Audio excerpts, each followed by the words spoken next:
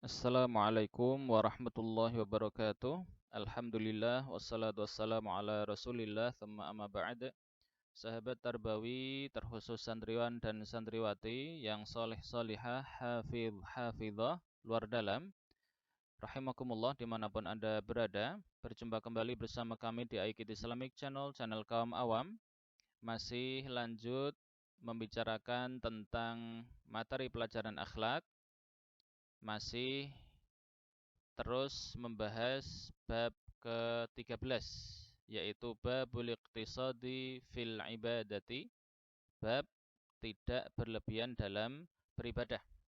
Ya, sedikit review dan nanti akan kami tambahi sedikit saja ya tentang materi yang kemarin, yaitu di hadis yang pertama ini ya, Rasulullah melarang wanita yang menceritakan tentang salatnya yang begitu banyak atau yang berlebihan itu ya melarang untuk jangan diteruskan yaitu ya.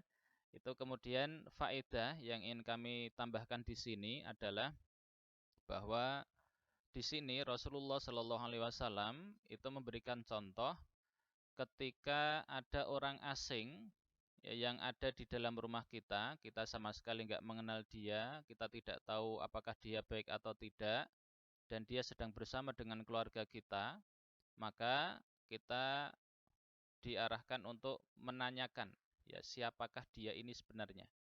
Ya karena memang dia adalah asing ya.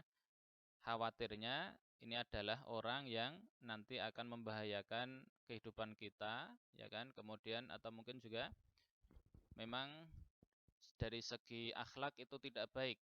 Akhirnya bisa berpengaruh buruk kepada keluarga kita. Itu ya, itu faedah yang insya Allah penting untuk kita praktekkan bersama begitu.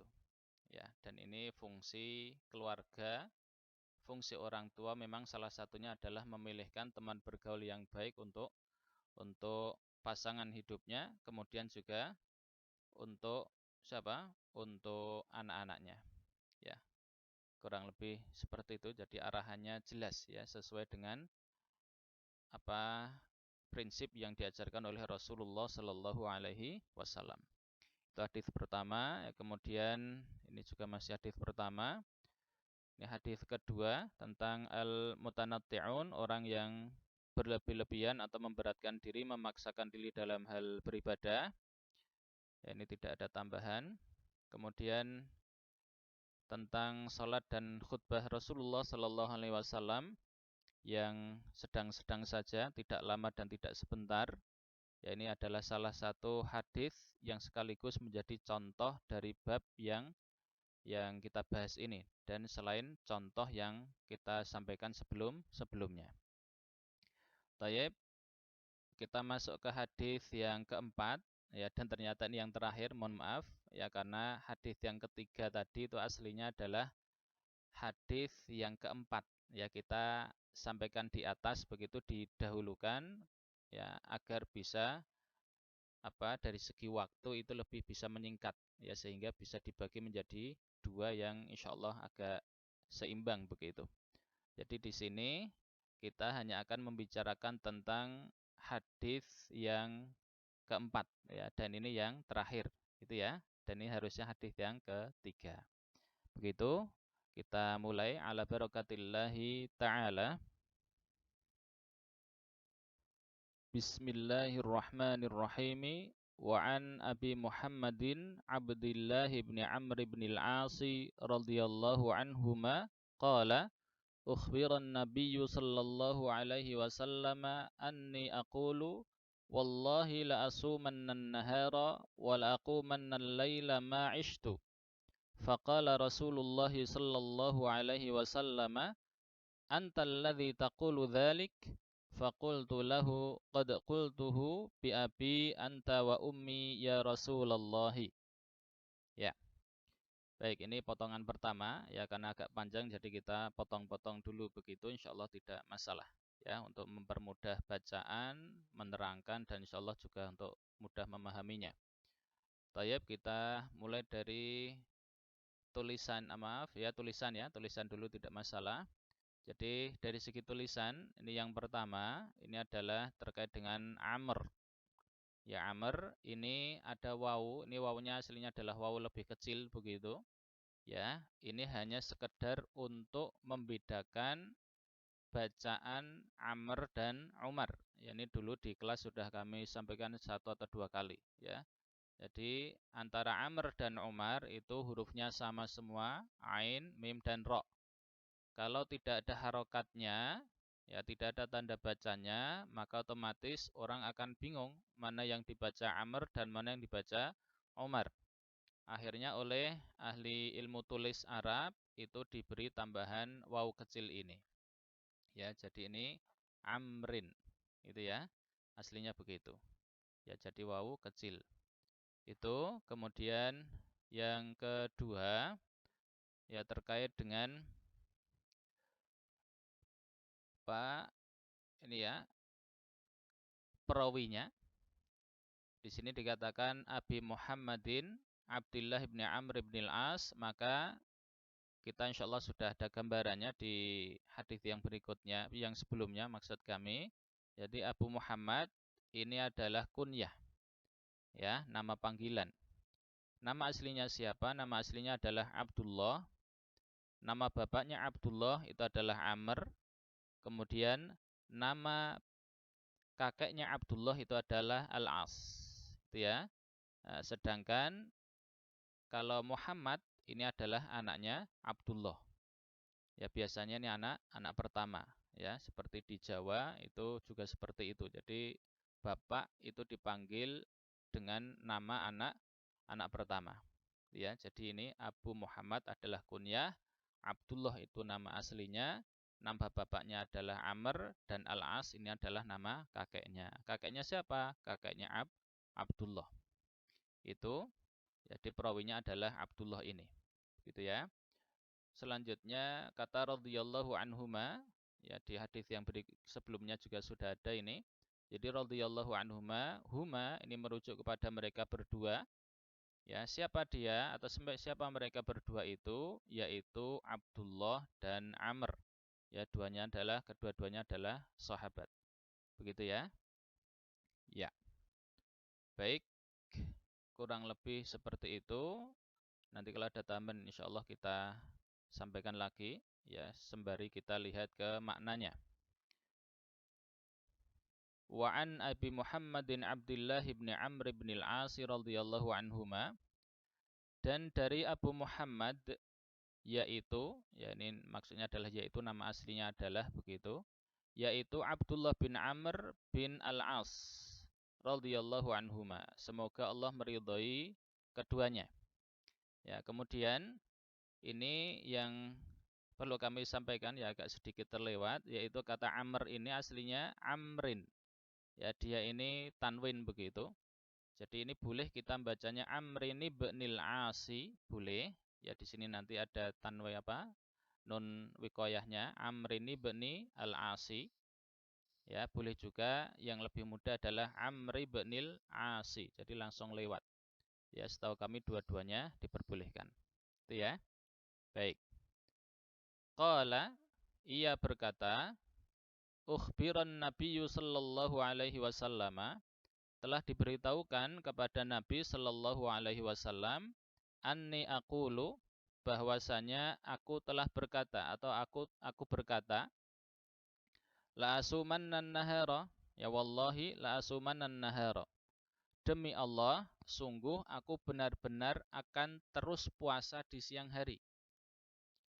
Wala aku manal laila, wala aku manal laila, dan terus sholat di malam hari, ma'ishtu, selama aku masih hidup.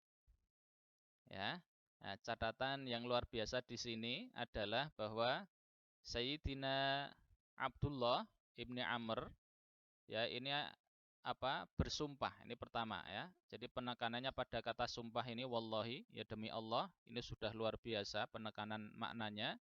Kemudian ditambah dengan ada lam di sini, ini juga lam mutaukid, lam yang fungsinya untuk penekanan makna. Demikian juga dengan nun tasydid di sini, ya ini juga nun taukid yang tsaqilah. Ini juga penekanan makna. Jadi ini memang penekanannya 3 kali dengan sumpah, kemudian dengan lam, dan dengan nun musyaddadah ini. Ya, makanya ini kita artikannya begini, wallahi demi Allah, ini penekanan pertama, kemudian la, penekanan kedua sungguh, begitu. Asumanna, ini kita artikan aku benar-benar. Jadi sudah pakai demi Allah, sudah pakai sungguh, sudah pakai benar-benar. Ya, demikian juga dengan wala aku mannal laila. Begitu. Ya, sekali lagi maknanya adalah demi Allah sungguh aku benar-benar akan terus berpuasa di siang hari dan terus sholat ya di malam hari. Jadi qiyamul lail ya selama aku masih hidup. Itu ma'ishtu. Faqala Rasulullah sallallahu alaihi wasallam, kemudian bersabdalah Rasulullah sallallahu alaihi wasallam, antal ladzi taqulu dzalik. Jadi ini karena pertanyaan, maka nadanya agak naik, ya. Ada stressing di akhir begitu. Antal ladzi taqulu dzalik? Apakah kamu yang mengatakan itu? Ya, aku pun menjawab, ya. Faqultu, aku pun menjawab. Jadi di sini faqolanya berarti bertanya, ya kan? Aslinya bertanya begitu. Ya ini ditulis bertanya juga lebih baik insyaallah seperti yang hadis yang kemarin ya. Yang sebelumnya, kemudian yang di sini menjawab faqultu lahu, ya aku pun menjawab ya beliau, qad qultuhu bi abi anta wa ummi ya Rasulullah, saya benar telah mengatakannya. Jadi ada kata qad, ini kita artikan benar ya, dan telah begitu ya. Qultu ini telah mengatakannya, jadi saya benar telah mengatakannya. Ini juga ditekankan lagi bi abi anta wa ummi ya Rasulullah. Ya, wahai Rasulullah, ya demi bapakku, Anda dan ibuku. Ya. Baik, itu maknanya. Ya, ini masih pertanyaan dari Rasulullah, ya interogasi, maksudnya apa bukan interogasi, apa istilahnya? Cross check ya. Nah, ini tabayun dari Rasulullah, contoh bagi kita ketika mendengar suatu kabar, itu kita harus cross-check langsung kepada pelakunya atau yang mengatakan langsung. Apakah benar mengatakan itu, kemudian apakah memang kalimatnya seperti ini, kemudian mungkin ditanya juga maksudnya begitu. Ya, ini contoh adab ketika kita mendengar sebuah berita. Baik, kita lanjutkan. Qala fa innaka la tastati'u. Ya, fa innaka la tastati'u dzalik. Fasum wa aftir wa nam wa qum wa sum minasyahri thalathata ayyamin fa innal hasanata bi asyri amthaliha wa dzalika mithlu siyamid dahri. Qultu fa inni utiqu afdala min dzalik. Qala fasum yawman wa aftir yawmaini. Qultu fa inni utiqu afdala min dzalik.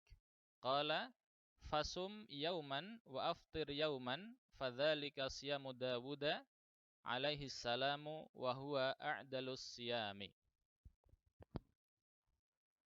Ya, seperti tadi ya kita berikan sedikit keterangan dulu. Jadi yang pertama ini adalah lanjutan dari yang tadi ya. Kemudian yang kedua adalah kata dzalik ya sama seperti hadhihi ya atau hadza, dzanya ini adalah panjang ya, dzalik begitu. Itu ya. Selain ini juga ada dzalik dan seterusnya, ini ada beberapa kata dzalik itu bacanya tolong dipanjangkan. Taib, kita lanjut dulu ke maknanya saja. Qala, beliau pun bersabda, jadi ngomentari begitu. Fa innaka la tastati'u dzalik. Sungguh kelak kamu tak mungkin mampu melakukan itu lagi. Ya, ini adalah arahan dari Rasulullah ya, bahwa kalau melakukan apa yang dia sumpahkan itu, maka itu adalah ya memberatkan diri. Dan Rasulullah sudah wanti-wanti, kamu besok itu tidak mungkin akan kuat ya ketika sudah tua begitu. Kalau sekarang Ya memang saya ketika itu begitu, ketika ada riwayat ini, itu memang Sayyidina Abdullah ibnu Amr itu memang terkenal orang yang punya fisik yang luar biasa kuat begitu, sangat kuat. Ya sehingga bisa melakukan itu. Ya tetapi tentunya itu ketika sudah mulai tua, bertambah usia, maka kekuatan fisik itu pun akan semakin berkurang. Ya. Nah di sini kemudian Rasulullah memberikan saran, ya, memberikan masukan, fasum wa aftir wa nam wakum, ini arahan umumnya, berpuasalah tapi juga berbuka, ya. Fasum wa aftir wa nam wakum, ya silahkan sholat malamlah, tapi juga jangan sampai lupa tidur. Kemudian secara praktis, ya beliau menyampaikan sarannya begitu, wasum minasyahri thalathata ayyamin, berpuasalah 3 hari dari setiap bulannya. Jadi ini saran yang paling ringan, ya, dan aslinya memudahkan begitu. Ya, baik, puasa 3 hari setiap bulannya, yang sering kita sebut dengan ayamul bid, ya, tanggal 13, 14, 15 bulan Hijriyah. Begitu. Fa innal hasanata bi asyri amsalihha. Dan ini iming-imingnya, ya, maka sesungguhnya satu kebaikan itu dibalas dengan 10 kali lipatnya, ya, bi asyri amsalihha. Wa dzalika mithlu siyamid dahri. Sehingga yang seperti itu yaitu seakan-akan puasa 1 tahun penuh begitu. Ya, karena 3, ya kan? Setiap satunya dikali 10, hanya 3 kali 10 akhirnya menjadi 30. Kalau itu dilakukan sepanjang tahun, ya setiap bulannya 3 hari puasa begitu, maka akhirnya itu seakan-akan setiap bulan, ya sepanjang bulan, sepanjang tahun itu kita berpuasa. Ya belum kalau ditambah nanti puasa Senin Kamis begitu ya. Ya. Baik. Itu saran dari Rasulullah yang pertama. Kemudian ini masih tawar-menawar begitu ya. Qultu fa inni utiqu afdhala min dzalik. Aku pun berkata, ini bukan kurang ajar ya, ini sekedar menyampaikan keinginan bahwasannya memang Sayyidina Abdullah itu pengen sekali beribadah sebaik dan sehebat mungkin begitu. Bukan pengen ngeyel, bukan ngeyel kepada Rasulullah.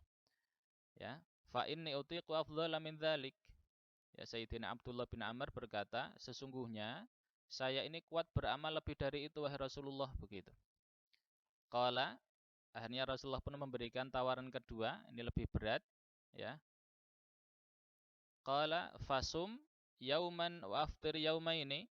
Rasulullah pun bersabda, fasum yauman wa aftir yaumaini. Ya, kalau begitu, ya, fa tadi kita artikan kalau begitu, ya. Sum yauman, berpuasalah sehari, wa aftir yauman, dan berbukalah 2 hari. Jadi sehari puasa, 2 hari tidak, sehari puasa, 2 hari tidak begitu. Ya, ini tawaran yang lebih berat dari yang pertama. Tapi ternyata masih ya istilahnya dijawab lagi oleh Sayyidina Abdullah bin Amr. Qultu fa inni utiqu afdhala min dzalik. Ya, aku berkata lagi, sesungguhnya saya kuat beramal lebih dari itu. Akhirnya diberi tawaran yang terakhir, yang ketiga dari Rasulullah sallallahu alaihi wasallam. Qala, ya, fasum yauman wa aftir yauman. Maka berpuasalah, ya kalau begitu berpuasalah sehari dan berbukalah sehari. Sehari puasa, sehari tidak, sehari puasa, sehari tidak, dan seterusnya. Fadzalika siyamu Dawud alaihi salamu. Itulah puasa Daud alaihi salam. Ya, Nabi Daud, puasanya Nabi Daud itu seperti itu. Ya, sehari puasa, sehari tidak. Ya, wa huwa a'dalus siyami, dan itu adalah puasa yang paling seimbang. Seimbang karena memang sehari puasa sehari tidak, ya seimbang, ya sehingga dikatakan seimbang itu. Kemudian ini juga kami sendiri bisa lebih nyaman kalau ya, nyaman juga begitu ya, diartikan dengan kata ideal. Ya, itu adalah puasa yang paling ideal karena sehari puasa sehari tidak, ya aslinya mirip dengan kata seimbang ini. Baik, selanjutnya yang terakhir ya. Wa fi riwayatin huwa afdhalus siyami. Faqultu fa inni utiqu afdhala min dzalika. Faqala la afdhala min dzalika. Wali'an akuna qabiltu thalathatal ayyam allati qala Rasulullah sallallahu alaihi wasallam ahabbu ilayya min ahli wa mali. Ya, langsung saja untuk mempersingkat kita lihat ke maknanya. Wa fi riwayatin, dan di satu riwayat yang lain, ya, itu makna wa fi riwayatin, ya. Jadi riwayatin di situ kita artikan satu riwayat yang lain.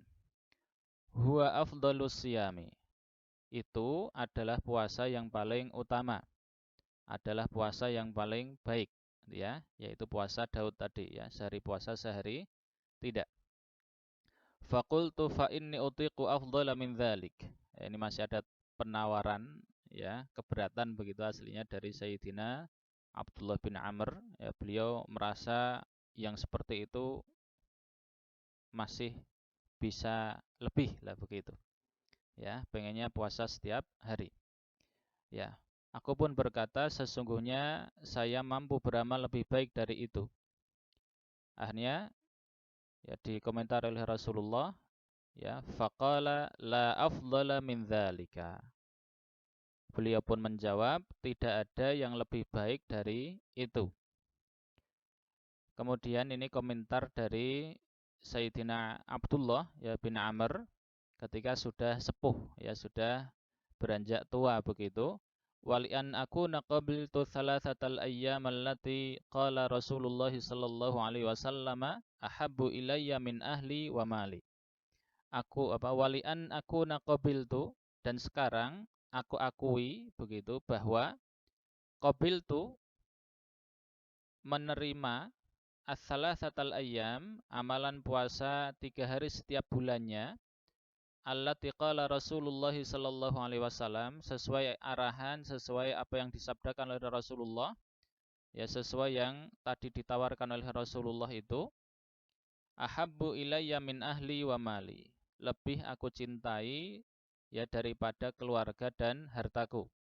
Ya, ini adalah ungkapan penyesalan dari Sayyidina Abdullah bin Amr. Karena setelah tua ternyata memang puasa setiap hari itu sulit. Ya, jadi beliau itu ternyata masih puasa setiap hari begitu. Ya, tetapi karena berat kalau sehari puasa sehari tidak, karena memang harus penyesuaian lagi. Akhirnya di dalam satu makalah yang kami baca itu beliau puasa setiap bulannya itu 15 hari puasa, 15 hari tidak. Ya, itu insyaallah lebih ringan begitu ya, karena memang ada pembiasaan begitu. Jadi 15 hari puasa, 15 hari ya tidak. Itu ya. Dan ini tentunya amalan yang luar biasa berat, jadi tidak dianjurkan. Meskipun tetap boleh ya, asalkan apa? Asalkan tidak melanggar hari-hari yang memang diharamkan untuk puasa, ya, seperti hari-hari Idul Fitri gitu dan Idul Adha dan seterusnya sebagaimana yang diarahkan oleh ulama fikih. Begitu ya. Itu sahabat Tarbawi rahimakumullah, ya, bahasan kita untuk bab 13 ini. Mudah-mudahan bisa menjadi tambahan wawasan, ya, bagi kita bahwasanya memang beramal itu tidak dianjurkan untuk, ya, memberatkan diri, ya, memaksakan diri begitu. Ya, dan contohnya sudah kami sampaikan, penjelasannya juga, ya, kami sampaikan juga secukupnya. Tayyib, sebelum kita akhiri materi kita kali ini kami sampaikan ulang, yaitu nasihat dari beliau Al-Ustadz Mu'in, ya, rahimahullahu ta'ala, yang tadi kami tampilkan di awal begitu, ya, di video yang sebelumnya. Ya, ini beliau pernah menyampaikan di kajian adab yang pertama, ini di tahun 2020, ya, ini sharing dari pondok langsung ini, ya. Mudah-mudahan ilmu beliau berkah, ya, membawa tambahan pahala untuk beliau di sisi Allah Subhanahu wa taala begitu. Ya, beliau menyampaikan kepada kita ya murid-muridnya, kalian ahli ibadah dan akan sampai pada ibadah yang tertinggi ketika kesantunan, sopan santun, akhlak yang baik ada dalam diri Ananda. Dan itu harus sebagai refleksi dari keikhlasan kita kepada Allah. Ya, karena ikhlas itu pertama mengenal Allah, kemudian mempersembahkan amalan yang terbaik kepada Allah. Ya di sini, ya Ustadz Mu'in rahimahullah ta'ala itu menyampaikan kepada kita bahwa setiap kita ini ahli ibadah, aslinya begitu. Tetapi dengan segala tingkatnya ya, dengan segala perbedaan di antara kita, ya sesuai kemampuan kita, tetapi nilai ibadah tertinggi akan dapat kita capai adalah ketika akhlak mulia itu bisa kita praktekkan. Ya, dan akhlak mulia ini tentunya tidak hanya dari segi fisik yang kelihatan dari luar, ya lahiriah saja, tetapi akhlak ini juga lebih kepada apa yang tercantum di dalam hati kita. Jadi luarnya baik, ya hatinya juga baik, gitu ya. Nah, jadi seperti yang dulu pernah kita sampaikan, ya antara apa? Gabungan antara kebaikan kedondong sama kebaikan durian. Ya, kedondong kita ambil luarnya baik, begitu tampilannya mulus, kemudian durian itu kita ambil isinya. Karena isinya katanya enak, ya kan? Nah, jadi kita ambil dua-duanya. Jadi hatinya baik, kemudian akhlak secara luar ya, akhlak lahiriah itu juga baik. Nah, kalau sudah seperti itu, maka seseorang itu pada level tertinggi pada dalam hal ibadah. Dan memang dikatakan bahwa besok ya oleh Rasulullah SAW yang maknanya adalah besok orang yang paling dekat manzilahnya, derajatnya di sisi Rasulullah SAW di surga itu adalah orang yang akhlaknya paling baik. Ya, dan itu tentunya akan selalu diiringi dengan keikhlasan kepada Allah Subhanahu wa taala. Ya. Nah, ini kemudian ditekankan lagi oleh Ustadz Mu'in, ya. Kenapa kok seperti itu? Begitu. Kenapa kok kita harus berakhlak baik, ya? Dan akhlak baik itu merupakan tingkatan tertinggi dari ibadah karena ya ikhlas ya itu adalah pertama mengenal Allah. Ya, ikhlas itu pertama kali mengenal Allah. Mengenal betapa kita ini ibadah itu hanya untuk Allah saja. Ya. Jadi semuanya selalu diorientasikan akhirat, mencari ridha Allah, ya kan? Setelah itu, karena kita masih hidup di dunia, maka persembahkanlah amal terbaik untuk ya makhluk-makhluk di dunia. Ya, kepada manusia dan kepada makhluk yang lainnya. Ya.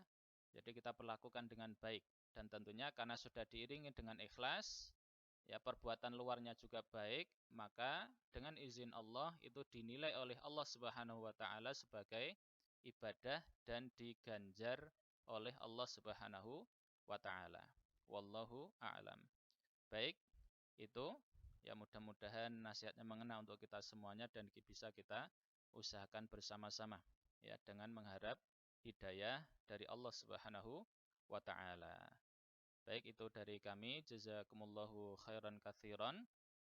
Kita tutup materi kali ini dengan sama-sama membaca doa kafaratul majlis. Subhanakallahumma bihamdik asyhadu an la ilaha illa ant astaghfiruka wa atubu ilaik. Allahumma iyyaka na'budu wa iyyaka nasta'in fahdina siratal mustaqim. Atas segala salah kami mohon maaf, ya atas segala khilaf dan kurang kami mohon permaklumannya. Jazakumullahu khairan katsiran. Wa akhiran naqulu lakum assalamualaikum warahmatullahi wabarakatuh.